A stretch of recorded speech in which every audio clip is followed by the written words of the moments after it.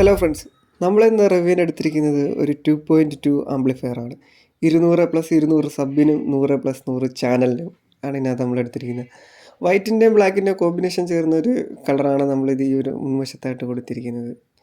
കൺട്രോളിങ്സ് എങ്ങനെയൊക്കെയാണ് വരുന്നതെന്ന് പറഞ്ഞാൽ മാസ്റ്റർ വോളിയം അല്ല, വോളിയമാണ്. 2 ചാനലിൻ്റെ വോളിയം, അതിൻ്റെ ബാസ്, ട്രിപ്പിള്, 2 സബ് വൂഫറിനും വേണ്ടി ഒറ്റ കൺട്രോളാണ് നമ്മൾ കൊടുത്തിരിക്കുന്നത്. പിന്നെ എൽക്കോൺ എന്ന് പറഞ്ഞ കമ്പനിയുടെ പവർ സ്വിച്ച്, ജി സ്റ്റാറിൻ്റെ ബ്ലൂടൂത്ത് പാനലിൽ വൈറ്റ് വരുന്ന അനൗൺസ്മെൻറ്റ് ഇല്ലാത്തത്, പിന്നെ ഈ ഒരു ആംപ്ലിഫയറിൽ വ്യൂ മീറ്റർ നമ്മൾ ആഡ് ചെയ്തിട്ടില്ല. അപ്പോൾ ഇത്രയൊക്കെയാണ് മുൻവശത്ത് വരുന്നത്. ഇനി ഈ ആംപ്ലിഫയറിൻ്റെ ഇൻസൈഡിൽ നമ്മൾ എന്തൊക്കെയാണ് ഉപയോഗിച്ചിരിക്കുന്നത് എന്നുള്ളത് നോക്കാം.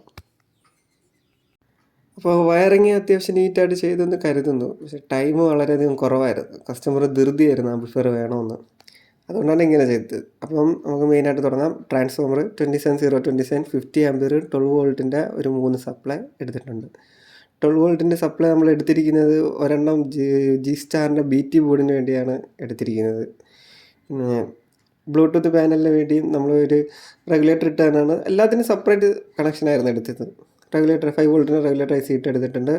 പിന്നെ അതുപോലെ തന്നെ നമ്മളെ ഈ LED ലൈറ്റിൻ്റെ വെട്ടം കൺട്രോൾ ചെയ്യാൻ വേണ്ടിയുള്ള സർക്യൂട്ട് ഞാൻ തന്നെ ചെയ്തിട്ടുള്ളത്, അതും നമ്മൾ ഇതിൽ ആഡ് ചെയ്തിട്ടുണ്ട്. പിന്നെ സ്പീക്കർ പ്രൊട്ടക്ഷനിലോട്ടും സബിൻ്റെ ബോർഡിലോട്ടും വരുവാണെങ്കിൽ, സബിനകത്തല്ല അത്യാവശ്യം നല്ല രീതിയിൽ ഹീറ്റ് ആവുന്ന ഒരു ബോർഡാണ് മോസ്ഫെറ്റ്, നിങ്ങൾക്കറിയാമല്ലോ. അപ്പോൾ അതിൻ്റെ കൂടെ ഈ 2 സബും കൂടെ വരുമ്പോഴത്തേക്ക് ഓവറായിട്ട് നല്ല ഹീറ്റ് ആവും. അതിനുവേണ്ടി നമ്മളൊരു അഡീഷണൽ ഒരു വലുപ്പമുള്ള ഒരു ഹീറ്റ് സിങ്ക് തന്നെ കൊടുക്കണം. അതുപോലെ തന്നെ അതിനുവേണ്ടി ഒരു കൂളിംഗ് ഫാന് നമ്മൾ ഇതിനകത്ത് നൽകിയിരിക്കുന്നുണ്ട്. ഇത് മസ്റ്റായിട്ട് നമുക്ക് കൊടുത്തിരിക്കണം, ഇല്ലെങ്കിൽ ബുദ്ധിമുട്ടായിരിക്കും, ഹീറ്റ് ഓവറായിരിക്കും.